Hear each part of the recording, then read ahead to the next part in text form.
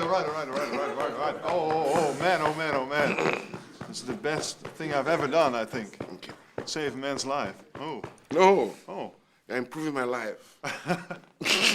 Okay, let's start the interview. Okay. Mr. KUTI. You're doing sound check now. Oh, well, the sound is always okay. This is JW. Six, always. 6, 5, 4, 3, 2, 1, action. Mr. KUTI, if you could make a documentary on African music, what would it look like? I don't want to make documentary on African music. No. If you could make one. If I could work more. What do you mean exactly? Well, if you could make, okay, suppose you're the director of a pop show on Dutch television, and you could make a documentary on African music, what would it look like? 60 minutes of FELA KUTI? No. I probably wouldn't talk for myself at all. You see, it's very difficult to answer. Because my music is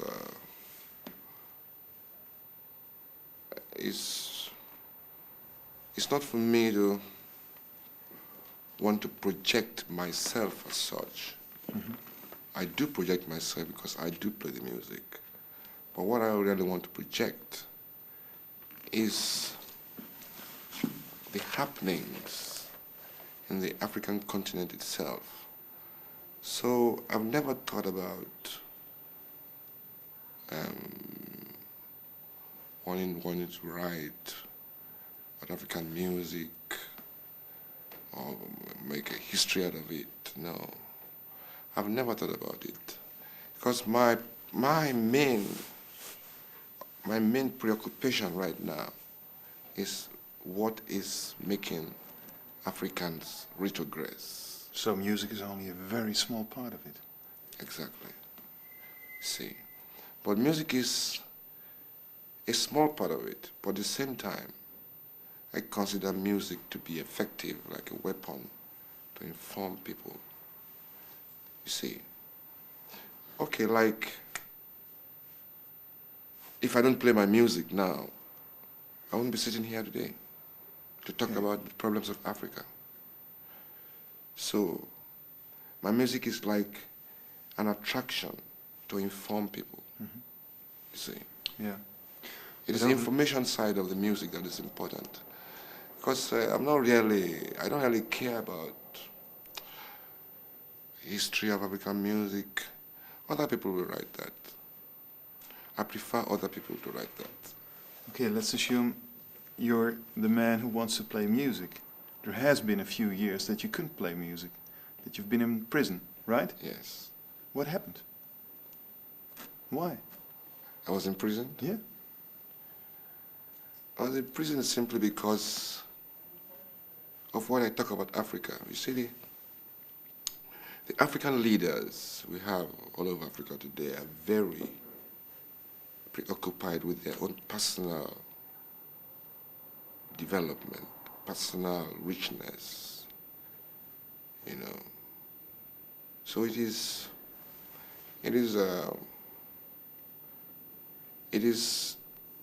they are committing crimes against the African people. And they're not the right persons on And they're not the that right place. persons in that place. You see. So it is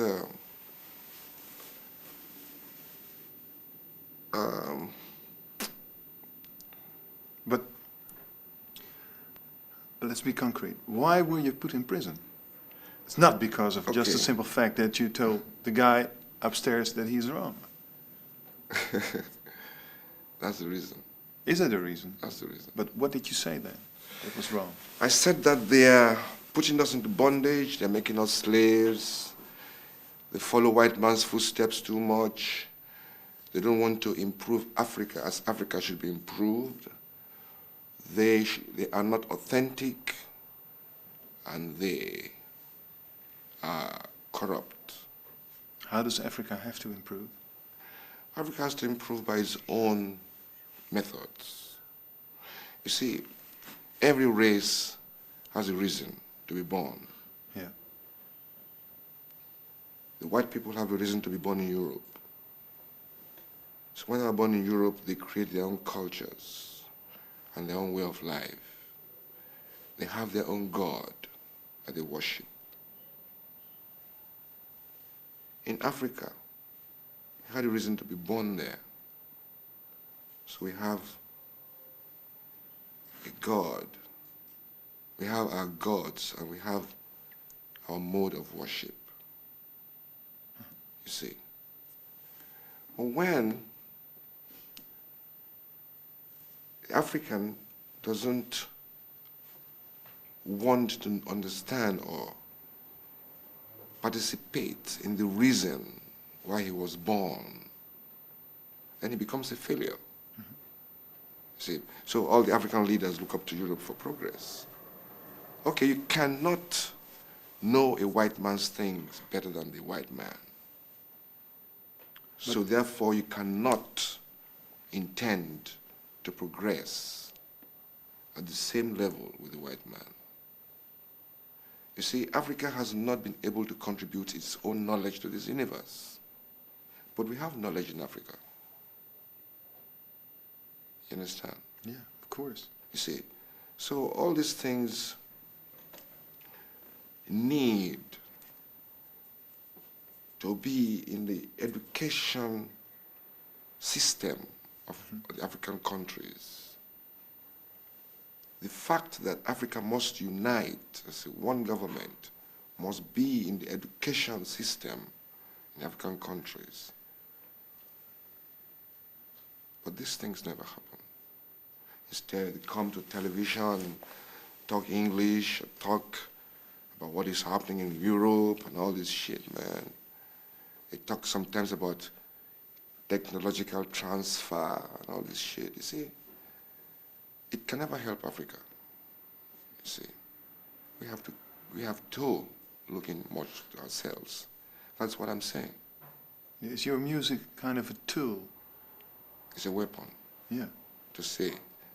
It's a weapon to say, and it's a weapon to introduce me so that I can talk when I have the chance to, like I'm doing now.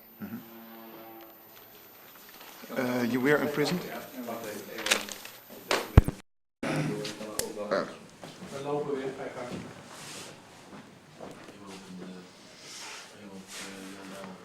Je begint Ja, vragen te stellen ja. daarop? Ja, nee, wacht even hoor.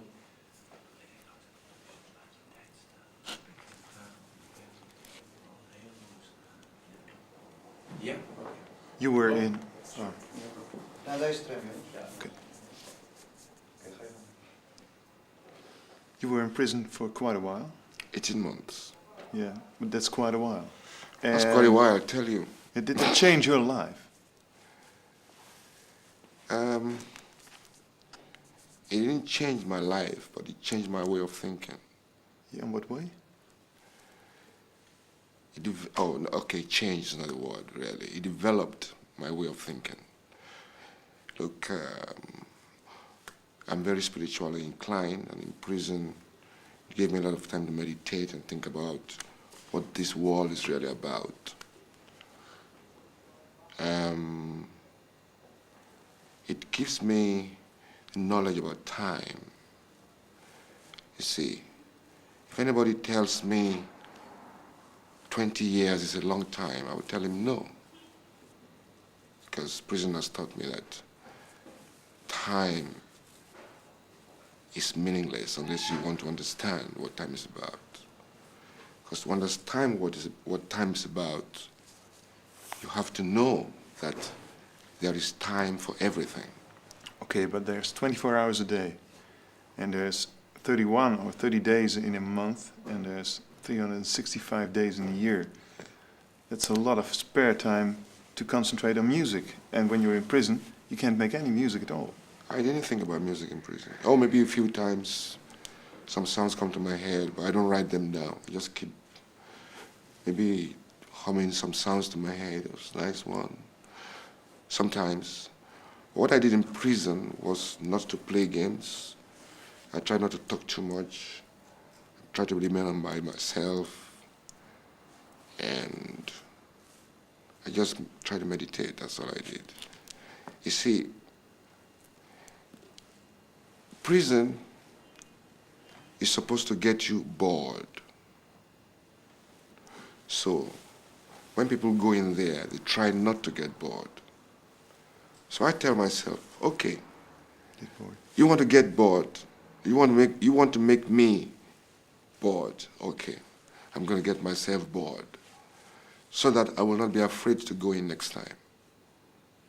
So I go in there to understand what boredom is about.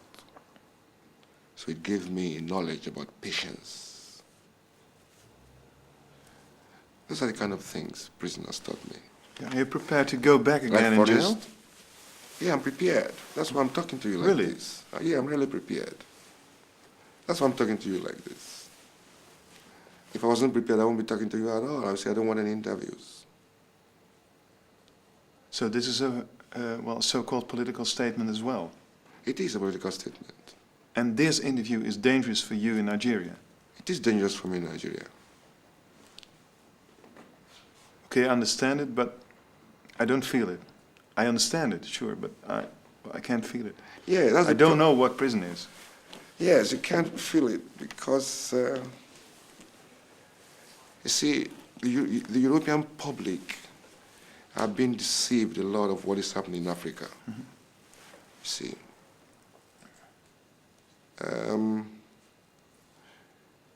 Because the citizens should really understand really what is happening in Africa. For instance, when they tell me, you see, you have to be there to know. Because the situation in Europe is not the situation in Nigeria, in my country, for instance. You see, you have the European system that you clearly understand and you work out. But we have an alien system that guides our minds, which is the European system. And our minds are African. So there's a total confusion in that country. Everything is so expensive. There's foreign currency for that matter, you know, foreign currency problem for that matter. In some African countries, 1 unit dollar is 200 units of that country's money. 1 to 200, and it's ridiculous. That's like in Ghana. But do you hate Europe, or do you hate America? No, I don't. If I hate America or hate Europe, I won't be here. You see, it is. But it's the culture. It is not. It is European leadership that causes these things.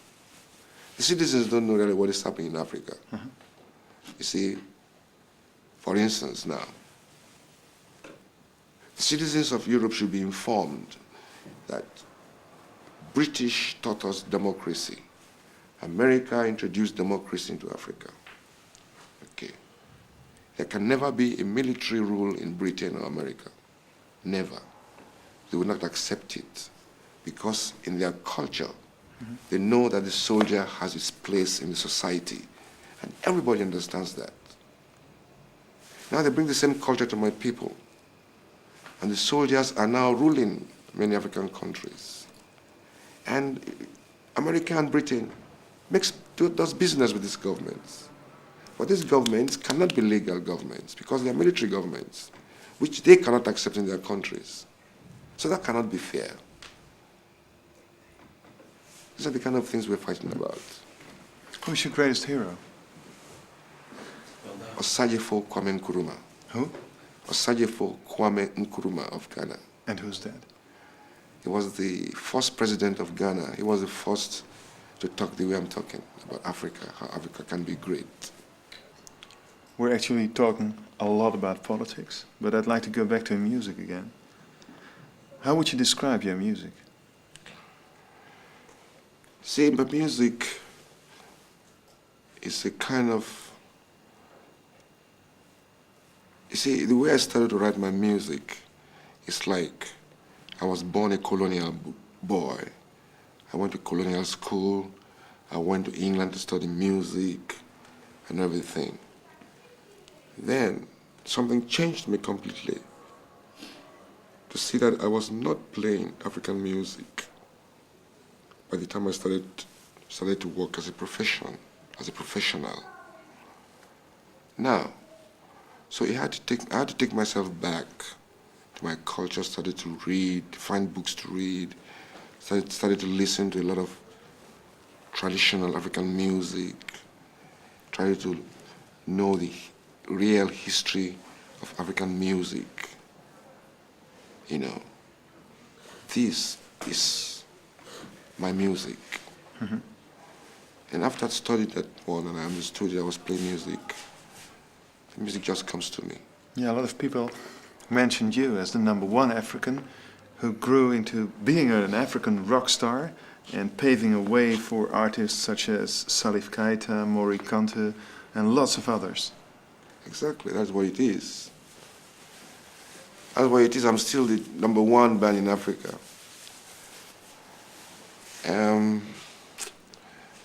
That is true. I made a little sacrifice for that, but that is what I wanted to happen. Because by the time I started to play my music, I was telling the press at that time that African music was going to be the music of the future, even in Europe. Yeah. You see, so I didn't want to participate in the madness of commercialism. Mm-hmm. I didn't want to participate in the madness of gimmicks. I do not want African music to belong to the fashion where music comes and goes. Because where African music goes, it stays. See, so we don't want to involve ourselves in, at least I don't want to involve myself in commercialism. So that is what it is about my music. So you can't avoid it, I think. I can't avoid it. No, being a part of... I'm avoiding it. I don't get any, okay, look at this, okay, on this tour, for instance, I didn't have any tour support. All hotel bills, everything is paid from our fees.